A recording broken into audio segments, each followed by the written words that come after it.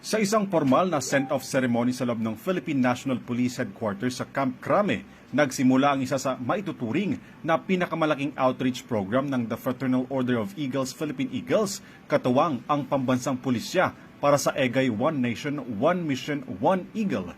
Ang pinagsanib puwersang relief operations ng Special Task Force Alalayang Agila ng Philippine Eagles at ng PNP para sa mga pamilyang lubos na naapektuhan ng nagdaang bagyo, na sa halos 3 milyong piso ang nakalap na donasyon ng grupo at ipamamahagi ito sa 5,000 pamilya mula sa Ilocos Region, Abra, Benguet, Cagayan at Tarlac. Kasunod ng matagumpay na Task Force Mayon Volcano, muling magsasagawa ng humanitarian services ang Alalayang Agila ng The Fraternal Order of Eagles, Philippine Eagles sa Northern Luzon. Katuwang yan ang Philippine National Police.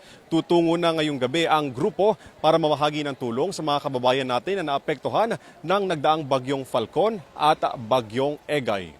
Sa pahayag ni Eagle National President Nelson Sarapudin, binigyan din ito ang totoong misyon ng grupo ang makapagbigay ng tulong sa mga kababayan nating nangangailangan, partikular na sa mga naapektuhan ng kalamidad. Totoo naman yan, kuya. Tayo naman mga Agila, yan talaga ang kuha natin. Yung mission and vision natin ay tumulong. Wala tayong pipiliin. Kapag may, lalo-lalo na kapag may kalamidad, yan, nandyan palagi tayo. Tumutulong always. Hindi. Ang ibig ko sabihin, pumasok tayo ng Agila ay para tumulong. Hindi yung maingay sa social media, wala naman na itulong, hindi tayo magmayabang. Kasi nandyan sa konstitusyon natin, we are law-abiding citizen. Pinuri naman ni PNP Chief General Benjamin Acorda Jr. ang inisyatibo, katapangan at sa pagiging selflessness ng grupong Philippine Eagles para makapagpaabot ng tulong sa mga naging biktima ng nagdaang bagyo. Kasabay ng kanyang panawagan sa mga namamahagi ng relief assistance na magsilbing pag-asa sa mga nasalanta ng bagyo at bilang bahagi ng serbisyo ng mga pulis sa taong bayan, ito ay upang iparamdam sa mga kababayan nating hindi pa nakakabangon dahil sa mga kalamidad ang diwa ng pag-asa at upang magsilbing kaagapay ng sambayan ng Pilipino. Kailangan po yan, it's one way of really, kasi aside from crime prevention, we have our social obligation also in the yung persa naman natin ng kapulisan is if they can be of help, especially in these stricken areas, makapag-distribute tayo ng relief goods at also to give hope to our community para maramdaman ng ating mga kababayan na in times of crisis like this ay may mga kadamay sila. Kasunod ng pagbabahagi ng tulong sa Northern Luzon, susundan pa ito ng relief operation sa Central Luzon na hanggang sa ngayon ay lubog pa rin sa tubig baha ang ilan sa mga bayan at munisipalidad dahil sa pananalasa ng nagdaang bagyo. Nagpasalamat din ang miyembro ng Agila sa mainit na pagtanggap ng PNP at sa mga organisasyon na patuloy na sumusuporta sa kanilang advokasya na makatulong nang walang hinihinging kapalit. Philippine Eagles is one of the most influential, the fastest growing. We are growing bigger. The Freemasonry, the Rotary Club, Lions Club, Kiwanis, and JCs all put together because of our aggressive installation of regions every day worldwide, globally, and induction and chartering of new Eagle Clubs every day. Ang aming slogan ay humanitarian service through strong brotherhood. Deo e Patria, for God, country, and the people.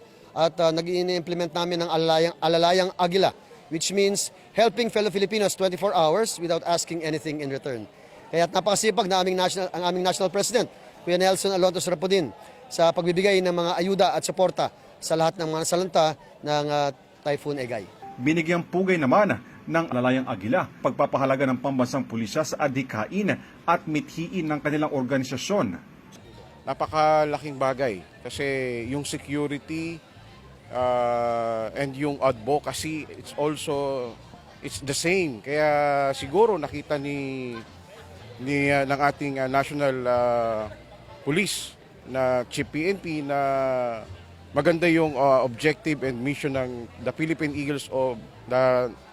Eagles yung mission. Nakita niya iisa ang objective, iisa ang layunin, especially ng ating national president na si Kuya Nelson. Kaya nag-tie up for the one mission, one goal, and one eagle.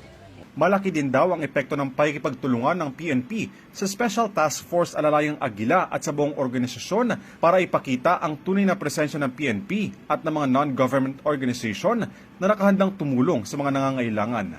the partnership with PNP, medyo malaki ang impact niya, especially sa ating mga community.